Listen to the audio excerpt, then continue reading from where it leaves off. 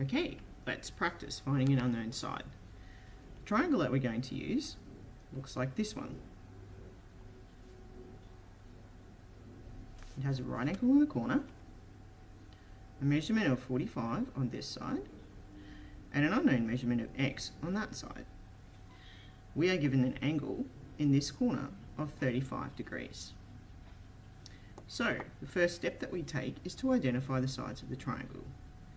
This one is opposite the right angle, so it's the hypotenuse.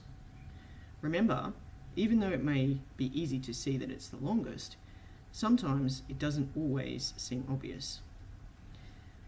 This is a value as well. Even though it doesn't have a number, it's still a value.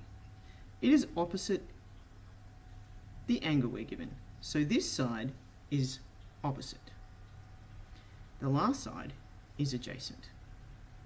So looking at my diagram, I can see that I have a hypotenuse and an opposite, which means that I'm going to use this formula here.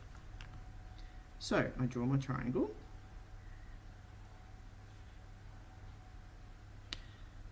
and I write sine 35 because that is the angle. I don't know the value of O, or I think it's x, so I put it there. Then I put 45 here because in my formula that is where the h goes. Looking at my triangle, I can see that the unknown is on the top of the triangle, making a sine 35 and 45 side by side, which means they are multiplied. So I can write x equals sine 35 multiplied by 45. Then get my calculator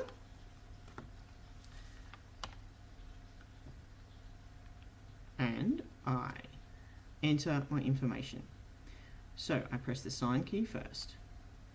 My calculator automatically starts with a bracket. So I then put in my angle, which is 35. I have to make sure that I close the bracket. So I close the bracket, multiply by 45, and press equals. My answer is quite long. Oh, you can see it there. The light's a bit yuck. There. So my answer is 25.81093 blah blah blah. When I look at the third decimal place, I can see that it's a 0. That means I'm going to round down, which means I leave the 1 as it is. So my answer to 2 decimal places is 25.81. That's my answer.